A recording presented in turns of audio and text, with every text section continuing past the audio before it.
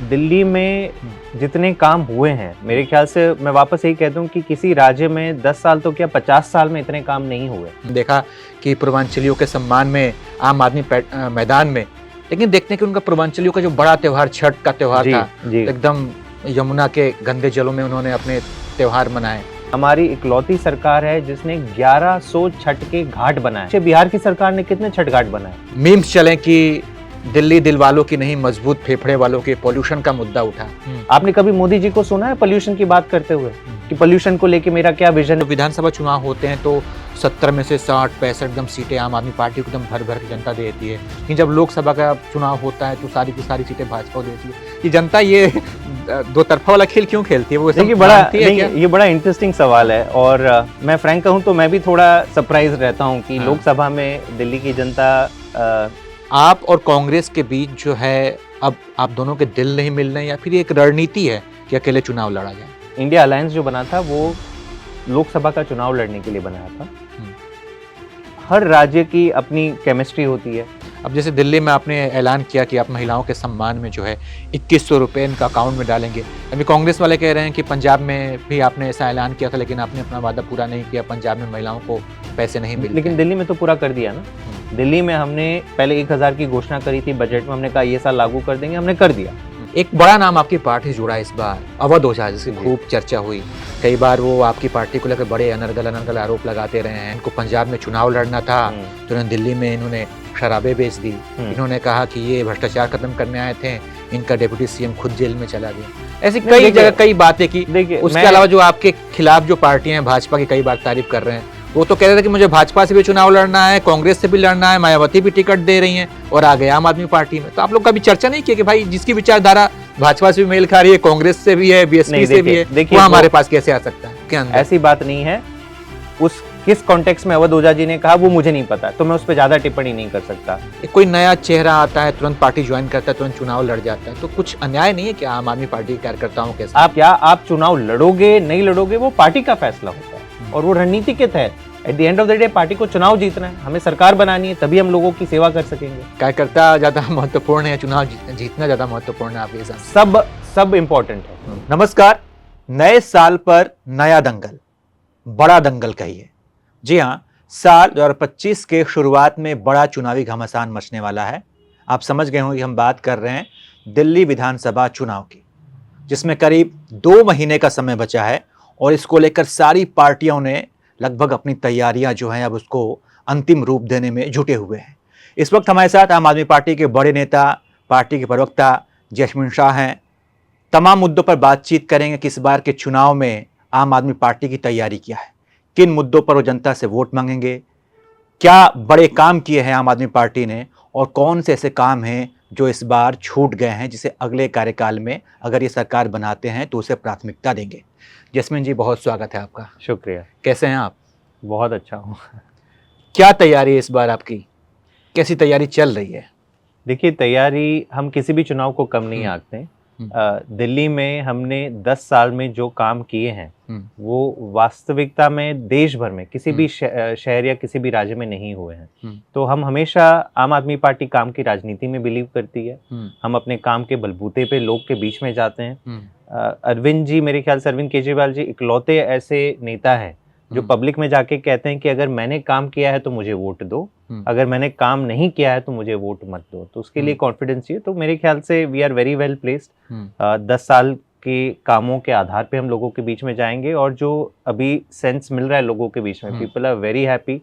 लोग ये भी जान रहे हैं कि किस प्रकार से भाजपा ने हमारे नेताओं को प्रताड़ित किया, खास करके एक सिटिंग मुख्यमंत्री को फर्जी मुकदमे में जेल में भेजा, उप मुख्यमंत्री को 1.5 साल के करीब जेल में डाला। तो ये तमाम मुद्दों को लेके हम जनता के बीच जाएंगे और आपने देखा भी होगा कि लगातार हम आने वाले दिनों का, सालों का एक रोड मैप भी तैयार कर रहे हैं। संजीवनी योजना हमने अनाउंस करी है, महिला सम्मान योजना को बढ़ाने की बात करी है। तो बहुत सारे, मेरे ख्याल से आम आदमी पार्टी की पॉलिटिक्स को एक ही चीज से हम डिफाइन कर सकते हैं कि लोगों के हर दिन के जो जीवन की तकलीफें हैं उनसे जुड़े हुए मुद्दों पर हम बात करते हैं और उन्हीं पे काम करते हैं और इसलिए शायद लोग हमें पसंद हैं। अगर हम 5 पॉइंट में समझें कि दिल्ली की जनता आम आदमी पार्टी को वोट क्यों करे, 5 पॉइंट्स में अगर हम सिंपल समझ जाए कि 5 बहुत मुश्किल है, लेकिन मैं क्योंकि काम की बात करूंगा, पहला तो आई थिंक नंबर 1 होगा अरविंद केजरीवाल।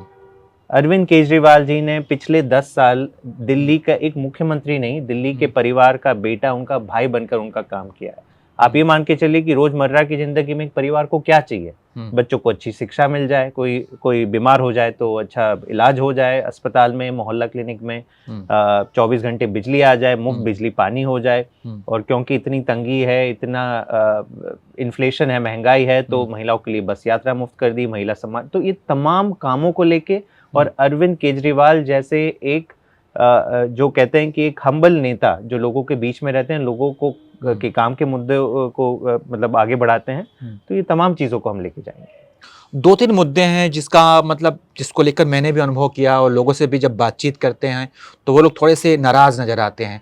जैसे कि आपने वादा किया था कि क्या आप एक प्रोग्राम भी चला रहे हैं हाल के दिनों में, देखा कि पूर्वांचलियों के सम्मान में आम आदमी मैदान में, लेकिन देखते हैं कि उनका पूर्वांचलियों का जो बड़ा त्यौहार छठ का त्यौहार था, तो एकदम यमुना के गंदे जलों में उन्होंने अपने त्यौहार मनाए। मीम्स चलें कि दिल्ली दिल वालों की नहीं, मजबूत फेफड़े वालों के, पॉल्यूशन का मुद्दा उठा।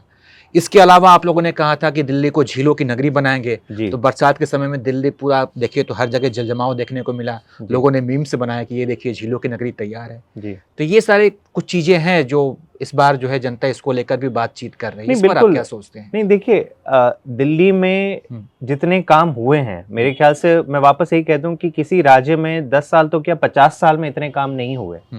शिक्षा हो गया, स्वास्थ्य हो गया, कई मुद्दों पे काम हुआ है।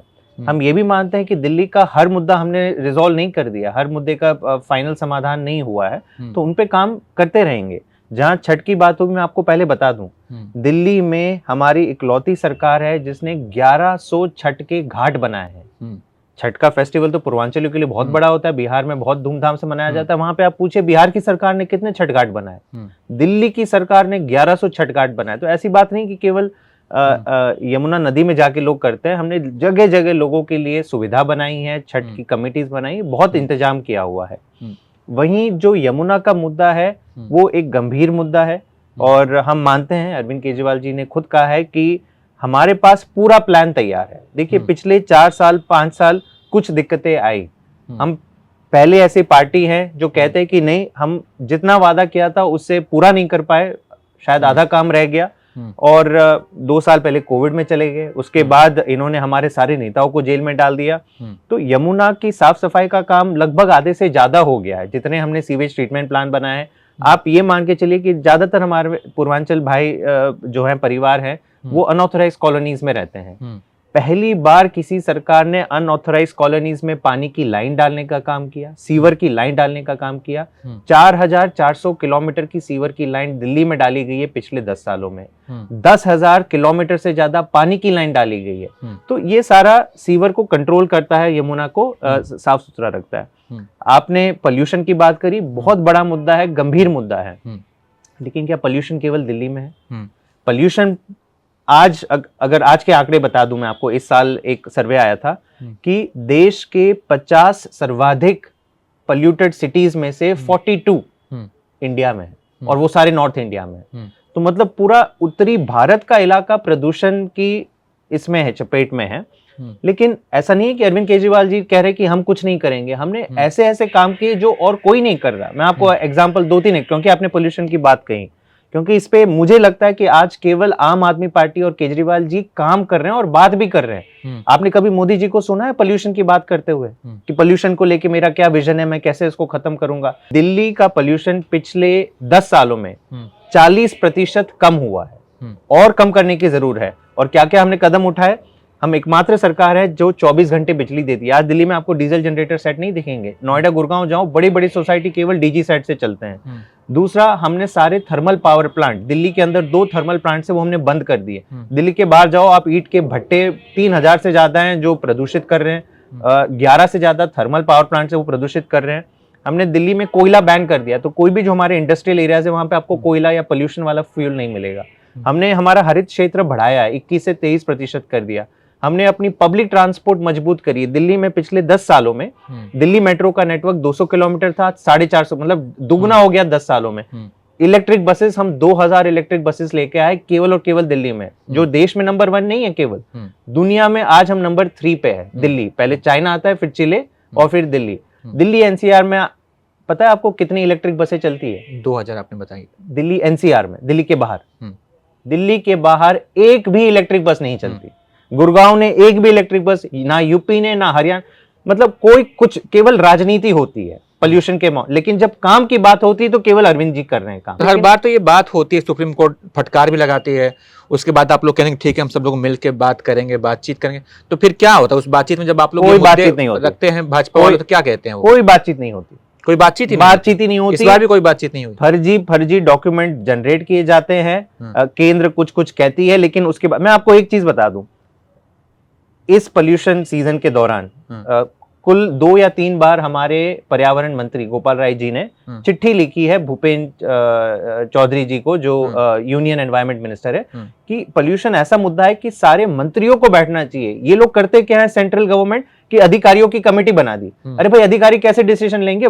चुना तो मोदी जी को गया है, मोदी जी को मीटिंग बुलानी चाहिए, सारे मुख्यमंत्री को मीटिंग बुलानी चाहिए। एक बार भी मोदी जी ने कभी चीफ मिनिस्टर्स के साथ मुलाकात नहीं की पोल्यूशन के मुद्दे पे।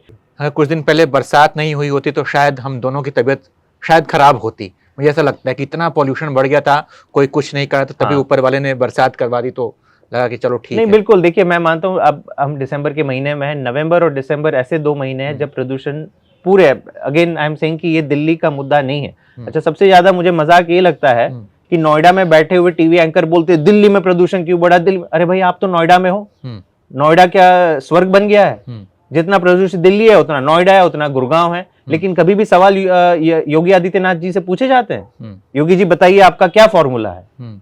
आप तो कहते हैं आप विद्वान हैं, आपके पास सब चीज का समाधान है। योगी आदित्यनाथ जी ने एक प्रेस कॉन्फ्रेंस नहीं करके बोली कि मैं नोएडा, गुड़गांव और जो पूरा वेस्टर्न यूपी है जहां सबसे ज्यादा प्रदूषण है उसका क्या है, कानपुर, लखनऊ, इतनी प्रदूषित शहर है, लेकिन कोई बात ही नहीं होती। लेकिन हाँ, ठिकरा फोड़ना है आपको आम आदमी पार्टी के सर पे। दिल्ली में आपकी सरकार है, क्या लगता है कि अब ये तो ठंड का मौसम अब खत्म ही होने वाला है, लगभग मतलब 2-3 महीने बचे हैं, चुनाव आएगा, ठंड खत्म हो जाएगी, अगले बार के लिए क्या प्लान होगा? क्या मतलब ऐसे ही चलता रहेगा कि हाँ, सब कुछ ठीक रहेगा? आप भी आंकड़े दिखा देंगे, वो कह देंगे हम सहयोग कर रहे हैं, आप आंकड़े दिखाएंगे, हमारा क्या होगा? आज की तारीख में कुल पब्लिक बसेस की बात करें तो दिल्ली में 7,700 पब्लिक बसेस है। ये आंकड़ा 10,400 तक पहुंच जाएगा और उसका 80% मतलब करीबन 8,000 बसेस इलेक्ट्रिक बसेस होंगे। हमने पूरा अपना बस सिस्टम इलेक्ट्रीफाई कर दिया, सारे बस डिपोज इलेक्ट्रीफाई किए। तो ये मेरे ख्याल से देश ही नहीं, दुनिया में सबसे फास्टेस्ट ट्रांजिशन होगा कि आपने एक सीएनजी पे हमारी जो बसें चलती थी उसको आपने इलेक्ट्रीफाई कर दिया।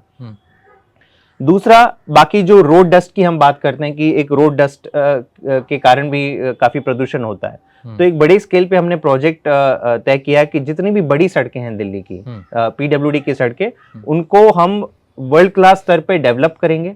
उसके टेंडर्स भी बन गए हैं, फाइनलाइज हो गए हैं। इसकी पायलट हमने ऑलरेडी कर दी है और उसके जो आसपास के एरिया, कहीं पे भी आपको ओपन में मिट्टी नहीं दिखेगी, वहां पे या तो पौधे लगा देंगे, ग्रीनिंग एक्टिविटी कर देंगे, या फिर एक प्लाजा बना देंगे। तो कई ऐसे स्कीम है और देखिए हमारे प्रयास लगातार जारी है। चुनाव का समय है और आपने जो है टिकट भी बांट दिए हैं, लीड लेने की आपने कोशिश की है। एक बड़ा नाम आपकी पार्टी से जुड़ा इस बार, अवध ओझा, जिसकी खूब चर्चा हुई। तो अवध ओझा आपके पास आए थे कि हम ज्वाइन करना चाहते हैं, कि आपने अप्रोच किया था? देखिए, वो इतनी बारीकी से मैं नहीं जानता हूं, लेकिन आम आदमी पार्टी 10 साल से दिल्ली में है, नंबर 1 पार्टी है। तो ऐसे कई जाने माने well placed people in society जो वेल रिस्पेक्टेड है, वो हमेशा टच में रहते हैं।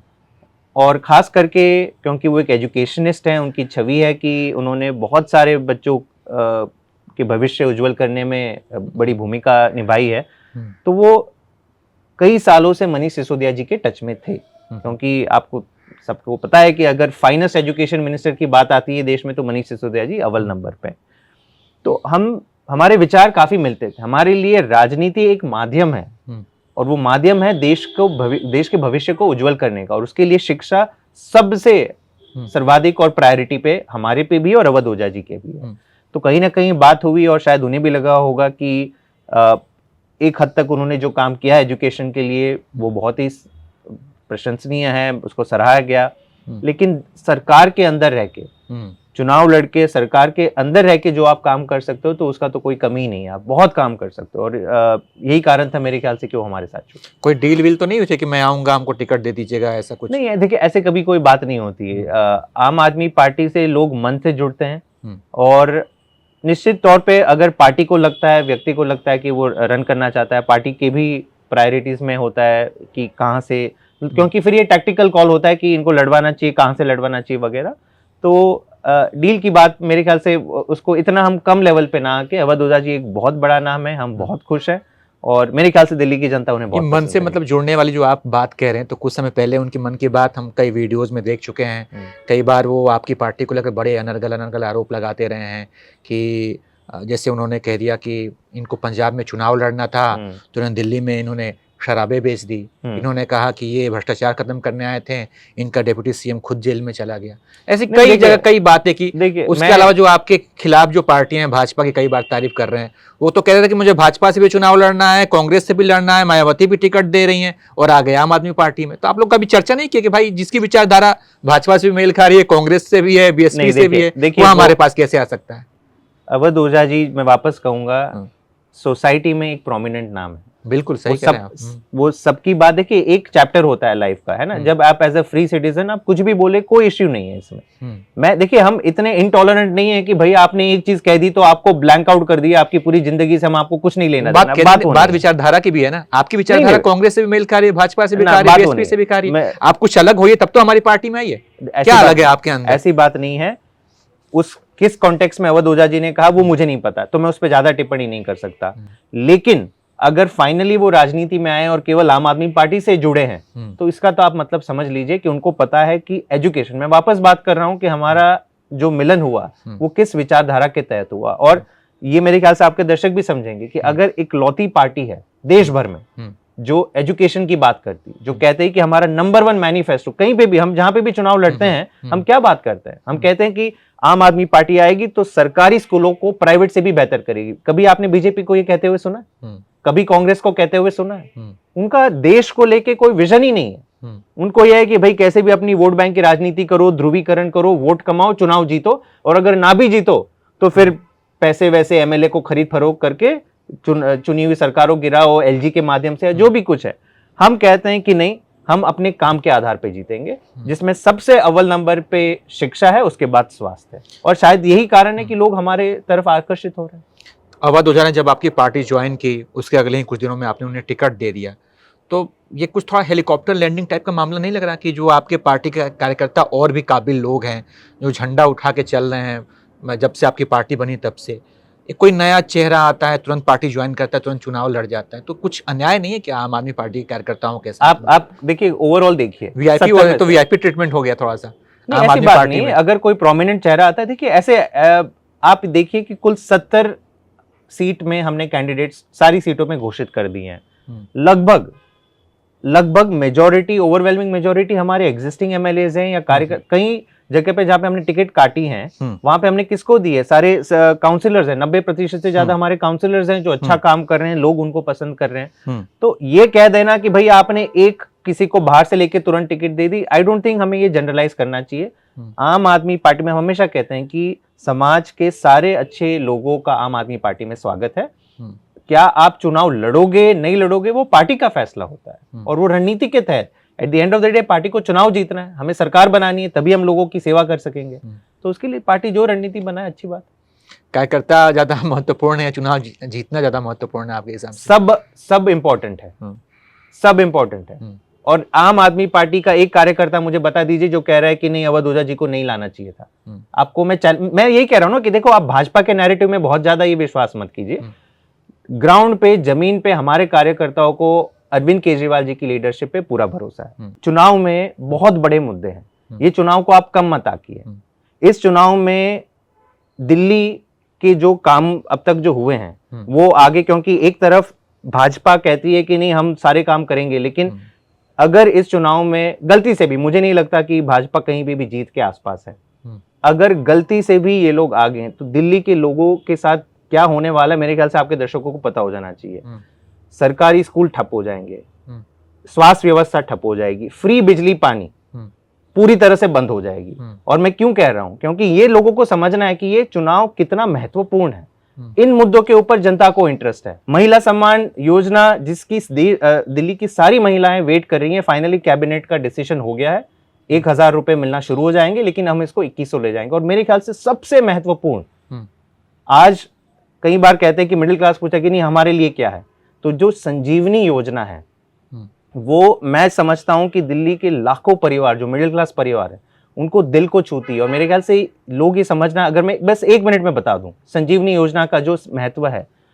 संजीवनी योजना पहली बार देश में कोई सरकार आई है या कोई मुख्यमंत्री जो बनने वाले हैं अरविंद जी, वो कह रहे हैं कि जब हमारी सरकार बनेगी तो किसी भी फैमिली, किसी भी परिवार, मिडिल क्लास हो, गरीब हो, अमीर हो, 60 साल के ऊपर के हर बुजुर्ग का सारा इलाज हम मुफ्त में करवाएंगे।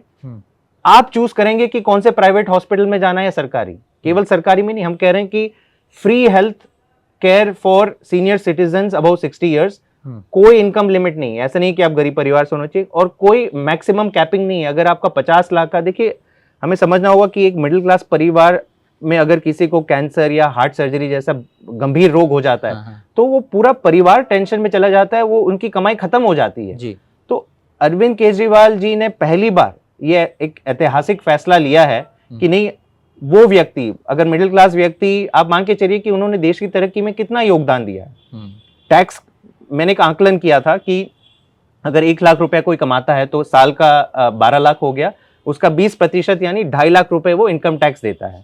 और 40 साल अगर वो व्यक्ति नौकरी करता है तो 1 करोड़ रुपए का इनकम टैक्स एक मिडिल क्लास का व्यक्ति सरकार को देता है। और हम कह रहे हैं कि जब वो व्यक्ति कमाना बंद कर देता है 60 साल की उम्र के बाद, और अगर वो बीमार पड़ जाता है तो क्या ये गुनाह हो गया कि अगर अरविंद केजरीवाल जी कह रहे कि नहीं उनका 10, 20, 25 लाख का जो भी खर्चा हुआ वो हम उठाएंगे, भाजपा वाले कहते कि नहीं आप रेवड़ी दे रहे हो इन लोगों को। वो तो ये भी कह रहे हैं कि आप लोगों ने बुजुर्गों का वो पेंशन बंद कर दिया, आप सम्मान की, उनके अधिकार की बात कर रहे हैं, लेकिन आपने उनका पेंशन बंद कर दिया, वो तो ये कह रहे हैं। कहाँ पे बताइए, मैंने कहा, आपने ऑर्डर देखा है?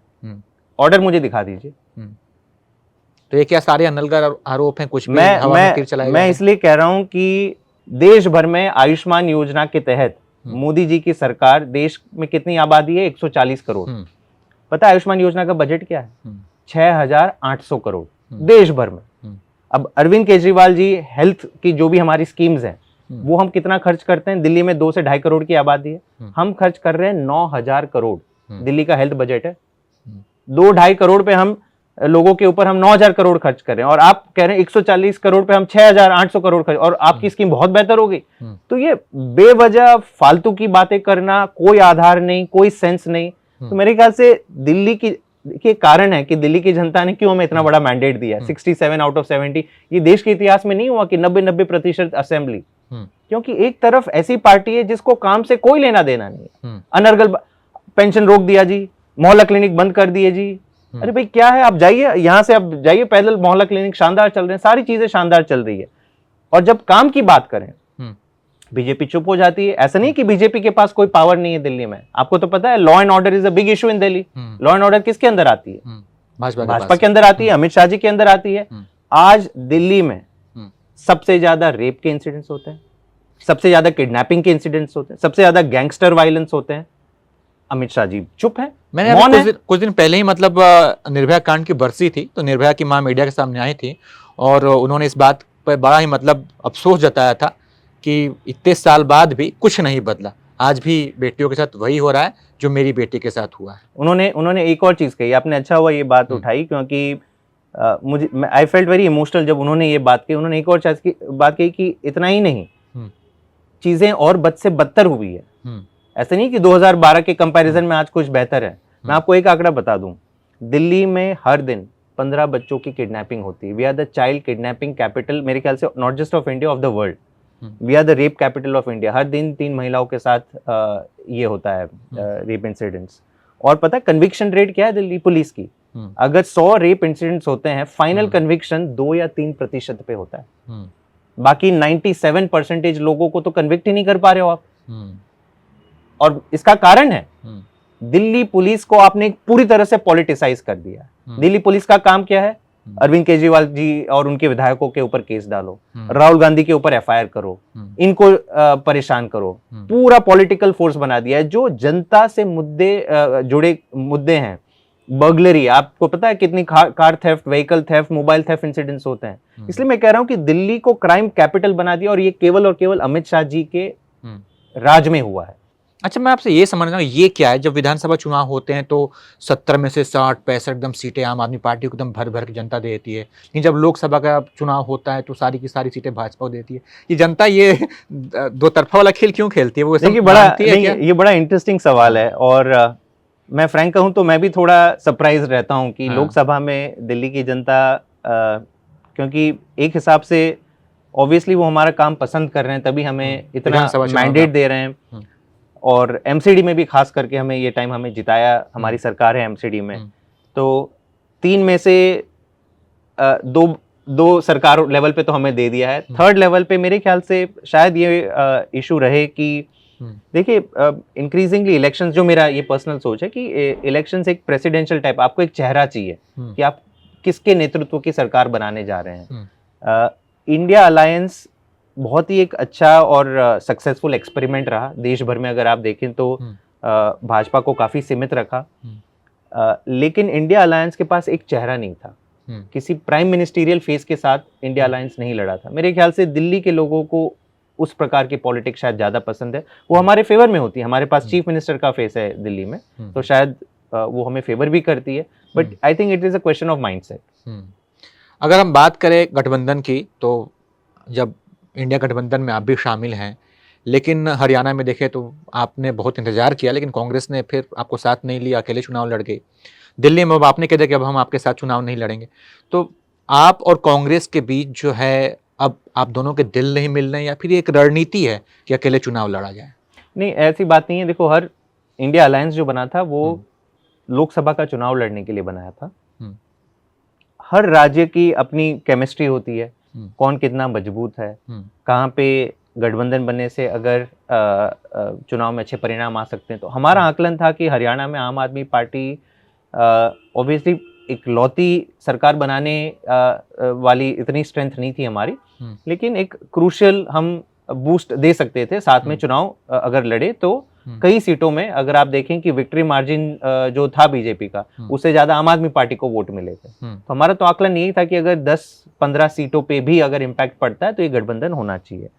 दिल्ली में हमारा आकलन वो नहीं है। दिल्ली में हम comfortably we are winning election, and Congress का कोई एमएलए भी नहीं है, ना कोई संगठन है। तो हमारा ये मानना था कि दिल्ली के लिए Aam Aadmi Party is adequate to defeat BJP. तो जहां जहां मतलब आप लोग को ऐसा लगता है कि हम अकेले जीत रहे हैं, तो वहां क्या ही मतलब है, साथी हटा दो? नहीं, सेम हरियाणा में उनको ऐसा लगा, दिल्ली में आपको ऐसा लगा? हाँ बिल्कुल। तो देखिए, दोनों हाथ जब मिलाते हो तो दोनों पार्टियों को एक पेडेस्टल पे आना चाहिए ना, एक प्लेटफॉर्म पे। उनको भी लगना चाहिए कि नहीं, हमें आपकी जरूरत है, हमें भी लगना चाहिए आपकी।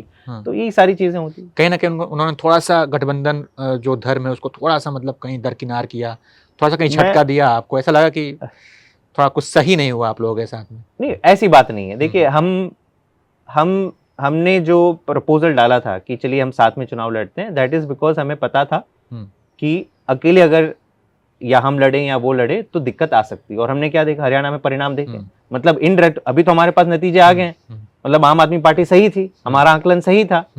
तो अब कांग्रेस को विचार करने की जरूरत है कि भाई आपने बहुत ओवर कॉन्फिडेंस में तो ये नहीं तय कर लिया था अपनी रणनीति। अब जैसे दिल्ली में आपने ऐलान किया कि आप महिलाओं के सम्मान में जो है 2100 रुपये इनका अकाउंट में डालेंगे, अभी कांग्रेस वाले कह रहे हैं कि पंजाब में भी आपने ऐसा ऐलान किया था, लेकिन आपने अपना वादा पूरा नहीं किया, पंजाब में महिलाओं को पैसे नहीं मिलते। लेकिन दिल्ली में तो पूरा कर दिया ना। दिल्ली में हमने पहले 1000 की घोषणा करी थी बजट में, हमने कहा ये साल लागू कर देंगे, हमने कर दिया, कैबिनेट ने क्लियर कर दिया, रजिस्ट्रेशन अब शुरू हो रहे हैं, सब कुछ। पंजाब में जो ये वादा था, ये हमारे मैनिफेस्टो का वादा था, और मैनिफेस्टो आपको पता है 5 साल का होता है ना। तो हमें पता है कि पंजाब में हमने कहा था कि स्कूल ठीक कर देंगे। आप देखेंगे बड़े पैमाने पे स्कूल का काम शुरू हो गया है, बहुत सारे स्कूल में चेंजेस आ गए हैं। हमने कहा था कि मोहल्ला क्लिनिक्स बनाना शुरू कर देंगे। आज दिल्ली से ज्यादा मोहल्ला क्लिनिक पंजाब में 850 के करीब, यहाँ दिल्ली में 550, क्योंकि यहाँ हमारे पास लैंड नहीं है। डीडीए भाजपा के अंदर आती है, केंद्र सरकार के अंदर लैंड आती है, वो हमें लैंड नहीं देते, इसलिए थोड़ा धीरे धीरे करके बढ़ते हैं। वहाँ पे पूरी फुल स्टेट सरकार है। तो जो हमने वादा पंजाब में किया था 5 साल के पहले, मैं आपके चैनल में बता रहा हूँ कि ये कमिटमेंट हमारा रहेगा और हमारा आइडेंटिटी है कि जो हम कहते हैं वो करते हैं, ये जरूर होगा। यहाँ पे हमने एग्जैक्टली वादा किया कि 1000 कर देंगे, तो हो गया। 2100 हमने बोला है कि जैसे ये चुनाव में हमारी सरकार वापस आ जाएगी हम तुरंत 2100 लागू करेंगे और आप और मैं वापस मिलेंगे इस चुनाव के बाद एंड वी विल सी 2100 लागू हुआ कि नहीं। जैस्मिन जी, इस बार ऐसी क्या वजह रही कि आपने नरेश यादव को टिकट दिया और फिर उनसे टिकट वापस ले लिया गया?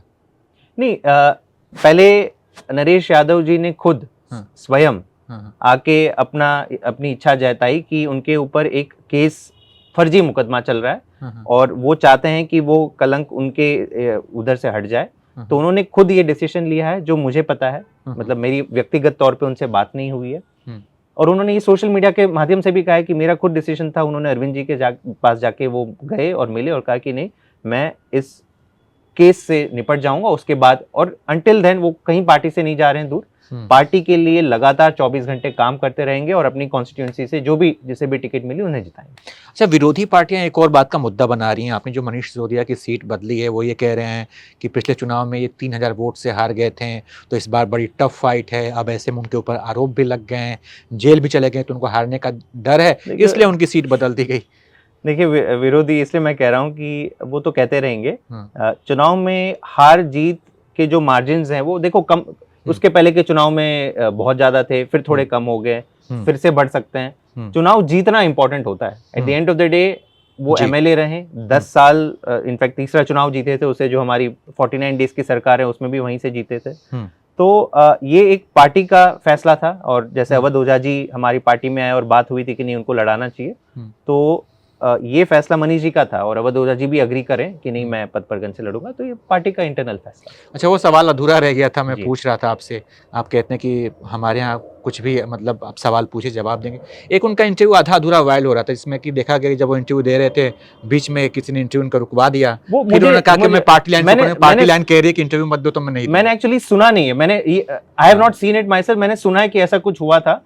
I do not know what were the circumstances, but Twitter पे बड़ा मुद्दा बना था। आपने कभी पूछा, पता किया कि ऐसा क्या था? नहीं, किसी लोगों के थ्रू आया था कि नहीं कुछ ऐसा हुआ है। मैंने एक बार अगर मैं देखूं नहीं तो फिर I can not comment much on it, but as I said कि आप काम की जब बातें करेंगे, और मैंने आपका हर सवाल का जवाब दिया, पोल्यूशन पे भी कहा, यमुना पे भी कहा, आपने शिक्षा स्वास्थ्य पे ज्यादा बात नहीं कही, मतलब मेरे ख्याल से आप एक्सेप्ट करते हैं कि काम हो ही गया है तो फिर क्या बात करें। तो एक हिसाब से मैं ये मानूंगा कि कोई दो राय नहीं है कि आज दिल्ली में जो शानदार शिक्षा व्यवस्था, स्वास्थ्य व्यवस्था देने का काम केजरीवाल जी ने किया। 24 घंटे बिजली, आप ये मान के चलिए कि 24 घंटे बिजली कितना बड़ा मुद्दा है। हमें लगता है दिल्ली में अरे भाई ठीक है, अरे दिल्ली के बाहर जाके देखिए, गुड़गांव, फरीदाबाद, मेरे कुछ दोस्त रहते हैं बड़ी बड़ी सोसाइटीज में, 24 घंटे बिजली देने का काम केवल केजरीवाल जी ने दिल्ली में किया। भाजपा की 20 राज्यों में जो सरकारें हैं, एक ऐसा राज्य नहीं है जहां पे 24 घंटे बिजली मिलती है। खास करके हरियाणा और यूपी के आप रूरल एरियाज में जाएंगे, 8-8, 10-10 घंटे के पावर कट लगते हैं। शीतकालीन सत्र का समापन हो गया। हमारे और आपके टैक्स के पैसे से ये सब जो सांसद लोग हैं, उनको दिल्ली में घर मिलता है, रहने की जगह मिलती है, इनके जो है स्टाफ लगे रहते हैं, और ये लोग जाते हैं संसद में, बवाल मचाते हैं, हल्ला करते हैं, गुल्ला करते हैं। कभी 5 मिनट बाद संसद स्थगित हो गई, तो किसी दिन सिर्फ 10 मिनट चली, किसी दिन 15 मिनट चली, कोई काम नहीं हुआ। इसको आप कैसे देखते हैं? पिछले 10 सालों में जब से भाजपा केंद्र में आई है, मेरे ख्याल से पार्लियामेंट की जो गरिमा है, पार्लियामेंट एक सदन है डायलॉग का, डिस्कशन का। इसमें ये नहीं हो सकता है कि सत्ता पक्ष जिन मुद्दों पे चाहे उन्हीं पे बात होगी। विपक्ष को भी तो मुद्दे उठाने की फ्रीडम होनी चाहिए। अगर विपक्ष कह रहा है कि हमें मणिपुर का मुद्दा डिस्कस करना है, विपक्ष कह रहा है कि अडानी जो सबसे अमीर इंडियन है, उनके ऊपर भाई साहब एफआईआर हो गया है, यूएस का, कोई छोटे कंट्री का नहीं। अमेरिका कह रही है कि नहीं, करप्शन स्कैंडल में हम इनको एफआईआर, तो हम कह रहे हैं कि चलो डिस्कस करते हैं। भारत की छवि पे सवाल उठ रहे हैं ना, क्योंकि ये टेंडर हुए थे उनके अडानी जी के बीच में और बाकी सारे कुछ राज्यों की सरकारों के बीच में, मतलब गवर्नमेंट करप्शन है, ये कोई प्राइवेट करप्शन की बात नहीं हो रही है। तो उस पर आपको चर्चा ही नहीं करनी है। हम कह रहे हैं कि अमित शाह जी ने खुले सदन में अंबेडकर जी का इंसल्ट किया, उनको ऐसी बातें कही कि भाई वो कोई है ही नहीं। कह रहे हैं कि नहीं भाई भगवान कुछ और है, अंबेडकर जी और कुछ, इनका नाम लेके क्या करोगे। तो ये सारे जो मुद्दे हैं ना, मतलब अंबेडकर जी आप ये मान के चलिए कि केवल दलित समाज के लिए नहीं है, पूरे देश भर में आज वो एक मॉडर्न डे गॉड की तरह उनकी तुलना होती है। अगर वो भारत को ऐसा संविधान नहीं देते तो हमारा जो पिछला वंचित वर्ग है वो बराबरी में कहां दूरों दूर तक खड़ा नहीं हो सकता था। तो आप उनको अगर बड़ा बुला सुनाएंगे और आपको लगता है विपक्ष चुप रहेगी, हम तो कह रहे हैं आप डिस्कशन करवाइए, लेकिन क्या करते हैं ये लोग कि नहीं डिस्कशन नहीं होगा, केवल जो सत्ता पक्ष। तो मतलब मोदी जी मन की बात कहें 1 घंटा तो चलो देश सुने, लेकिन क्या सदन के अंदर ही केवल आपके मन की बात होगी, विपक्ष के मन की बात नहीं होनी चाहिए? ये डिफरेंस है। हमने देखा कि सांसद जो है आपस में धक्का मुक्की भी करने लग गए, मारा पीटी तक बात पहुंच गई। संसद में ये सब आचरण ठीक नहीं लगता, बिल्कुल नहीं होना चाहिए, दूर दूर तक नहीं होना चाहिए। आपने इसका सीसीटीवी फुटेज कभी मिला है? इस पूरे सीसीटीवी फुटेज क्यों नहीं बाहर निकाला है भाजपा ने? शुरुआत से जब से ये इवेंट हुई है, क्योंकि विपक्ष के सारे सांसद कह रहे हैं कि भाई हम तो सीधी लाइन में जा रहे थे अंदर और भाजपा के लोग आके धक्का मुक्की। सीसीटीवी फुटेज होता तो सबको पता चल जाता कि क्या हुआ है। या तो भाजपा कह दे कि सदन पार्लियामेंट जिसमें सारे वीआईपी जाते हैं, हमने सीसीटीवी कैमरा ही नहीं लगाया, हम इतने निकम्मे हैं कि हमारे पास कोई सिक्योरिटी व्यवस्था नहीं है। या तो फिर आप जारी करो ताकि दूध का दूध पानी का हो जाए कि किसने क्या किया। वो आप जारी नहीं करोगे, मतलब आपके मन में चोर है, आप कुछ छिपाना चाहते हो। जैस्मिन, हमने तमाम बातचीत की, बातचीत के समापन का वक्त आ गया। अगर आप कुछ जनता से कहना चाहें तो स्वागत है। नहीं, मैं केवल इतना कहना चाहूंगा कि दिल्ली की जनता को कि आने वाला चुनाव एक बहुत ही इंपॉर्टेंट चुनाव है।